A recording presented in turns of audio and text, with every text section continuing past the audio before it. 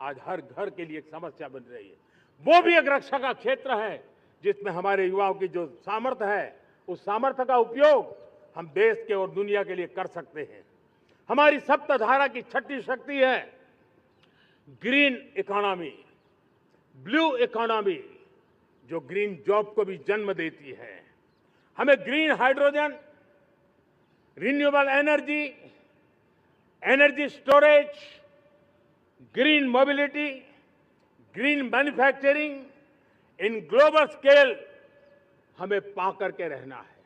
हमें दुनिया जब ग्लोबल वार्मिंग की चर्चा करती रहती है, हम रास्ते खोजते रहते हैं, हम समस्याओं का समाधान दे रहे हैं।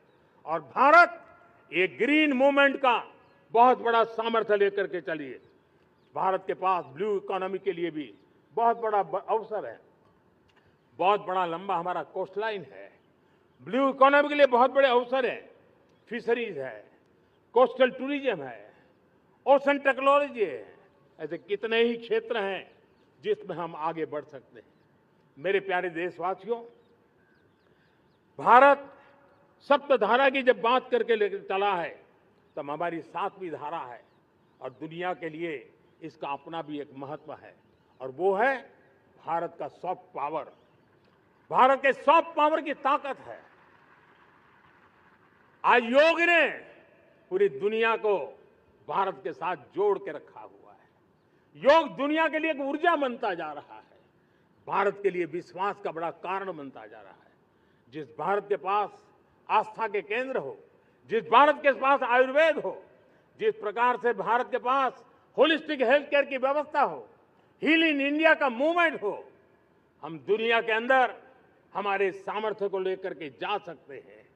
हैंडीक्राफ्ट हो, संस्कृति हो, हमारी फिल्में हो, हमारा क्रिएटिव वर्ल्ड हो, वीएफएक्स हो, हमारा एनिमेशन हो, हमारी गेमिंग हो, डिजिटल कंटेंट हो, क्रिएटिव वर्ल्ड के अंदर भारत अपना रुतबा दिखा सकता है। हमने उसको वैश्विक सामर्थ्य के रूप में विकसित करना होगा। आज भारत ने वेव समिट को एक बहुत बड़ी ताकत दी है। दुनिया धीरे धीरे भारत का ये जो world audio visual and entertainment summit है, उसकी राह देखता रहता है, और वो भारत के सॉफ्ट पावर को, भारत के क्रिएटिव दुनिया को परिचित करेगा।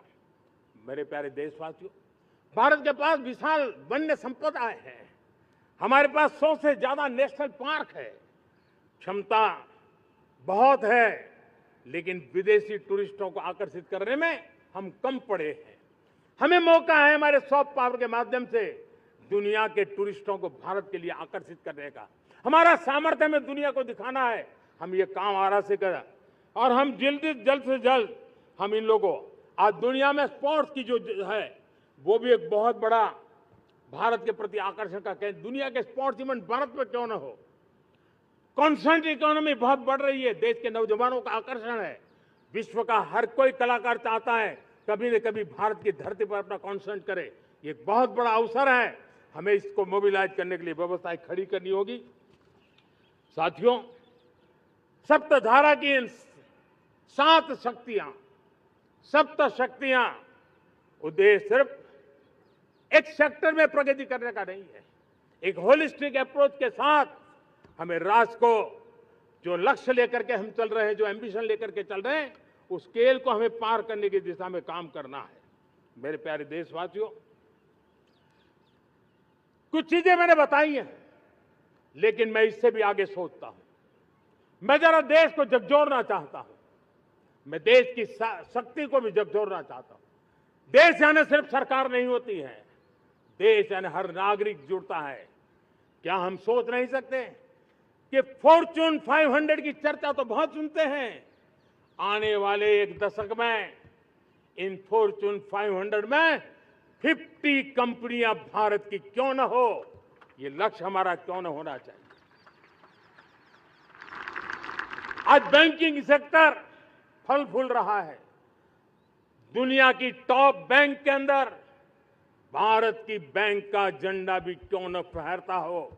भारत की बैंक भी टॉप बैंक 5 बैंक में भारत की भी एक बैंक होनी चाहिए। भारत की फार्मा कि देशा में हमने बहुत काम किया है, लेकिन समय की मांग है कि दुनिया की 5 बड़ी फार्मा कंपनियों में भारत की भी 1-2 फार्मा कंपनियों का नाम गूंजना चाहिए। भारत उसमें अपना स्थान बनाना चाहिए। लॉ फर्म्स होते हैं, रेटिंग एजेंसी होती है। क्या समय की मांग नहीं है कि ग्लोबल लीडरशिप अब हमारे हाथ में होनी चाहिए? टैलेंट है, सामर्थ्य है, हमारा लंबा इतिहास भी है, भाषाओं पर हमारा प्रभुत्व है, हमें विश्व में पहुंचना चाहिए। हमारी कोई कंसल्टिंग फर्म, अकाउंटिंग फर्म दुनिया के टॉप फर्म्स के अंदर क्यों नहीं होनी चाहिए? भारत की टेक्नोलॉजी कंपनियां दुनिया के अंदर सिरमौर हो, ये हमारा लक्ष्य होना चाहिए। हमारे ऐसे ब्रांड हो जिससे दुनिया आकर्षित होती हो, हमारे ब्रांड हमारे देश की पहचान हो और विश्व के लिए एक डेस्टिनेशन बन जाए, उस दिशा में हमें काम करना है। और इसके लिए मैं राज्य सरकारों को कहना चाहता हूं, मैं स्थानिक स्वराज की संस्थाओं को कहना चाहता हूं, भारत सरकार का भी यह दायित्व है कि हमें हमारे रिफॉर्म की गति बढ़ानी होगी। हमें 2047 के लक्ष्य के अनुरूप हमारी व्यवस्थाओं को विकसित करना होगा। हमें बीते हुए काल के नीति नियमों से नहीं चल सकते, हमें आने वाले सपनों के हिसाब से नीति नियमों को गढ़ना होगा। और इसको अगर हम करेंगे तो मुझे पूरा विश्वास है और मैं देशवासियों को रास्ते मेहनत में कोई कमी न करते हुए हम विकसित भारत का सपना पार करके रहेंगे। हमें सबको मिलकर के चलना है, केंद्र सरकार हो, राज्य सरकार हो, इंडस्ट्री हो, हम सब ने मिलकर के आगे बढ़ना है। हमें रिफॉर्म्स करते रहना है, रिफॉर्म्स को आगे बढ़ाते रहना है। और मैंने पहले भी कहा था, हम रिफॉर्म कंपल्सन से नहीं, कन्विक्शन से कर रहे हैं, लक्ष्य को प्राप्त करने के लिए कर रहे हैं। मेरे प्यारे देशवासियों, जब मैं विकसित भारत की बात कर रहा हूं, देश को तेज गति से आगे बढ़ाने की बात कर रहा हूं, उसका सबसे बड़ा लाभार्थी कौन है? इन सारे प्रयासों का सबसे बड़ा साधक कौन है? अगर साधक है तो मेरे देश का युवा है, मेरे देश की युवा शक्ति है। विकसित भारत की यात्रा में युवाओं की बहुत बड़ी भूमिका है। इतना ही नहीं, विकसित भारत का सबसे बड़ा लाभार्थी भी मेरे देश का युवा है। और इसलिए हमें विकसित भारत के लक्ष्य को युवाओं के साथ जोड़ करके आगे बढ़ाना है। युवाओं हमारी सर्वोच्च प्राथमिकता के साथ हमें आगे बढ़ना है। साथियों, पिछले 10-12 साल में उस दिशा में बहुत कुछ हुआ है। स्टार्टअप इंडिया अभियान, आज पूरे देश में 2.5 लाख से ज्यादा रजिस्टर्ड स्टार्टअप बन गए।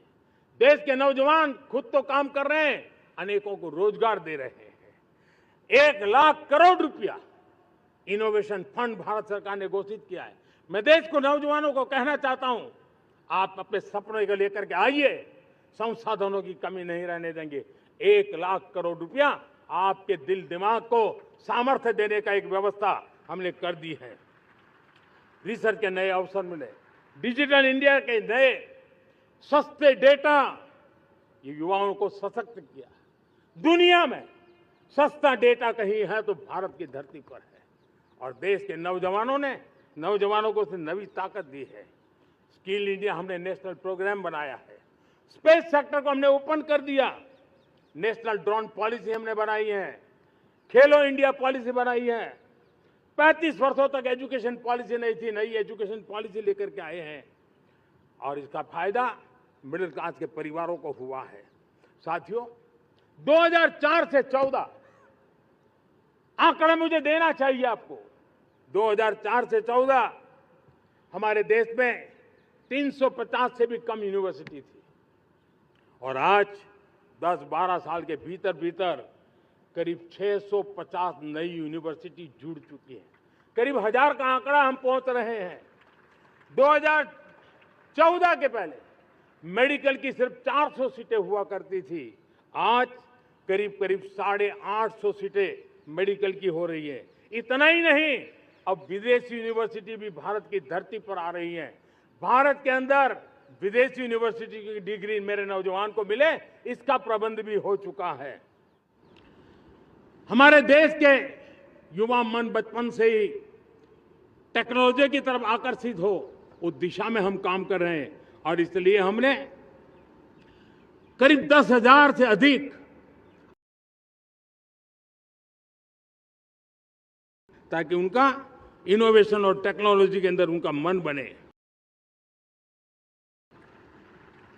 हमने अनेक रास्ते खोले, हम स्टार्टअप ओपन कर दिया। आपने देखा होगा भारत के प्राइवेट स्टार्टअप 28 साल की एवरेज उम्र के बच्चों ने, नौजवानों ने दुनिया में पहले ही ट्रायल में अपना सैटेलाइट लॉन्च कर दिया,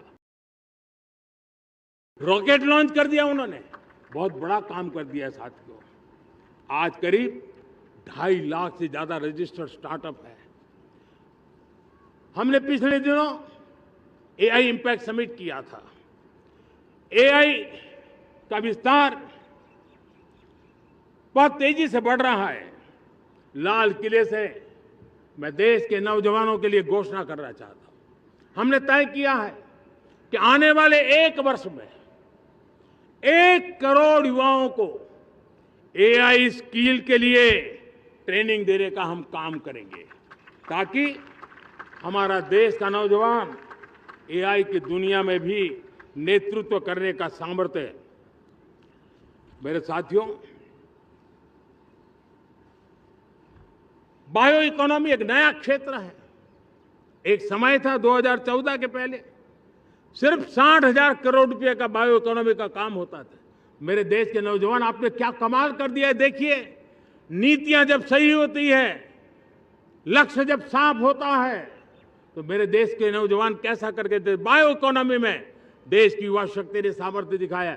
2014 के पहले जो 60,000 करोड़ का कारोबार था, आज वो कारोबार बायो इकोनॉमी 20 लाख करोड़ पहुंच चुकी है। दोस्तों,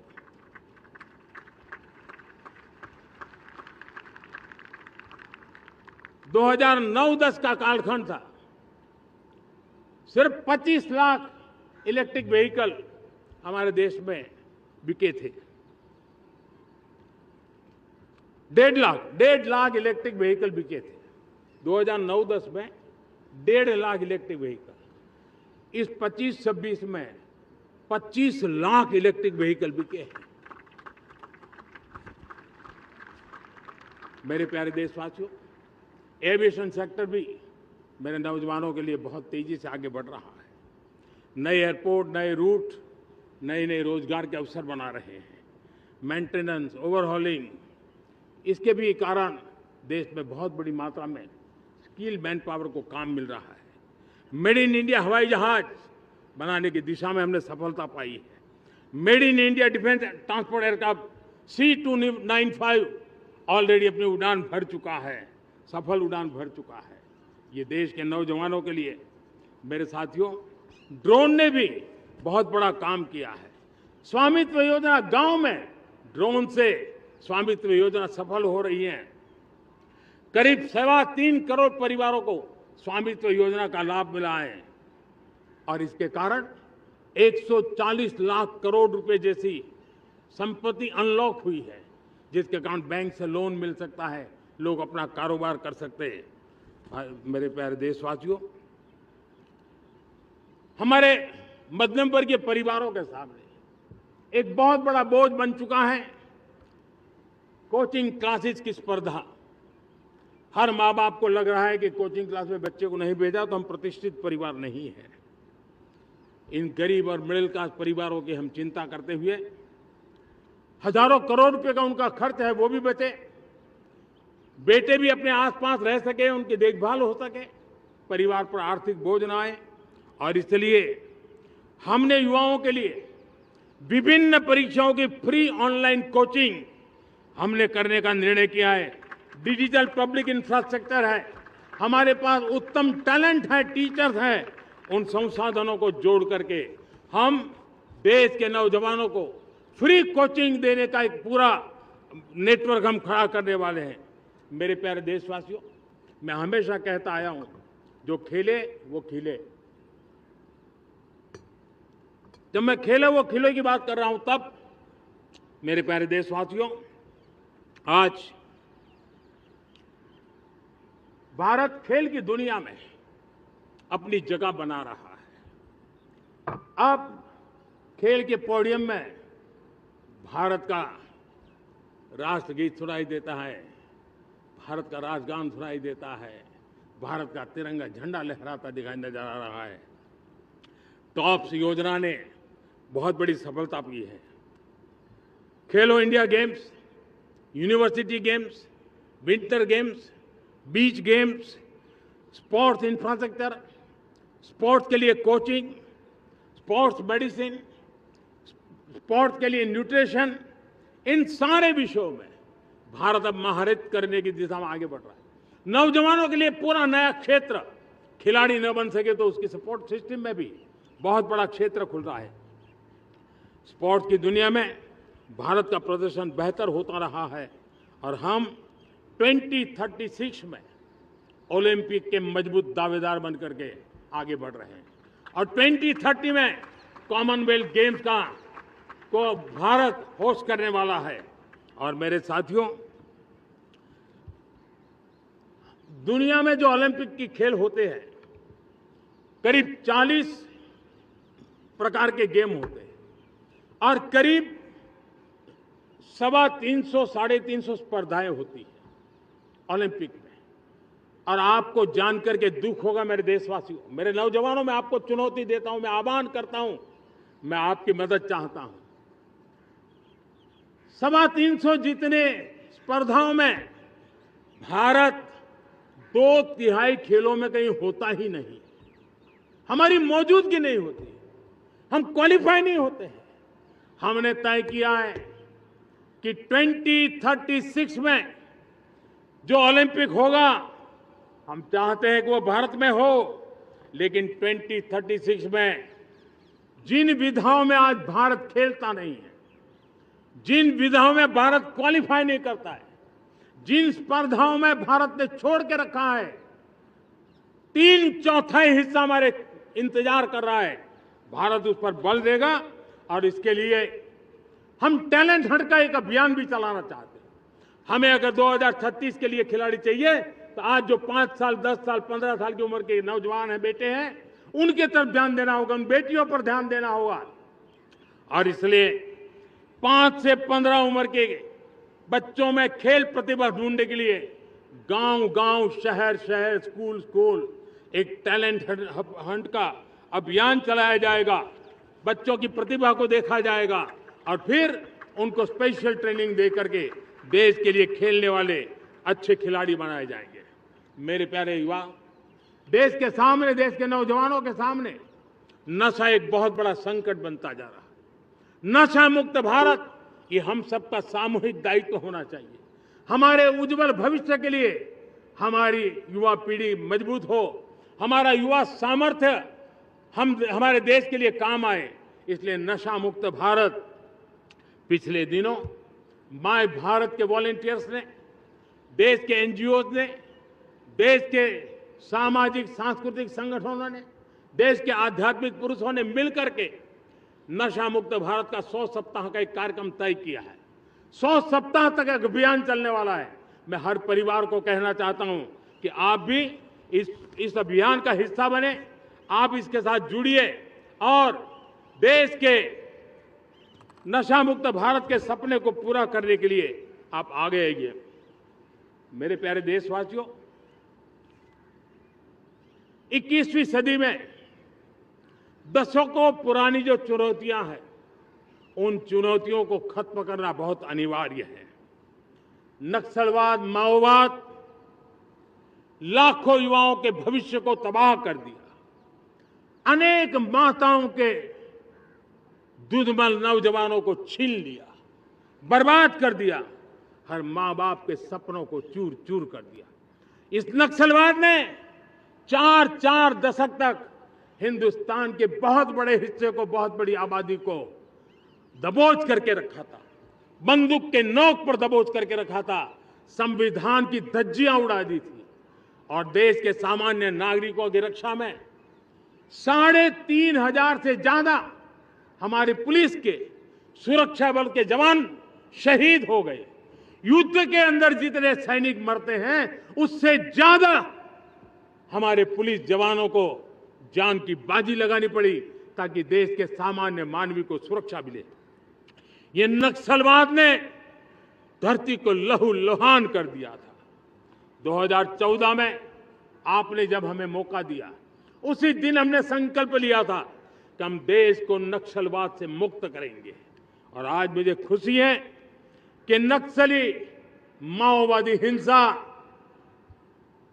आखिरी सांस भी शायद रहने की अब तो ताकत नहीं रही है।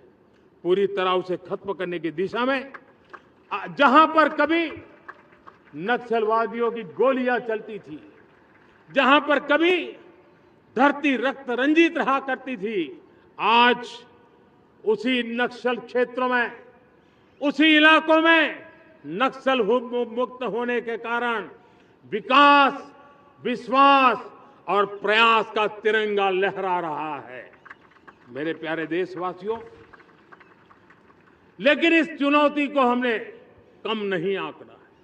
इस चुनौती से हमें और भी सावधान रहने की जरूरत है।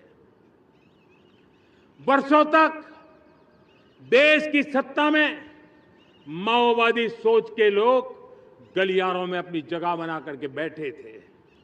सरकारी कमेटियों में सलाहकार के रूप में भी ये माओवादी सोच ने नीतियों को प्रभावित किया था। मेरे प्यारे देशवासियों,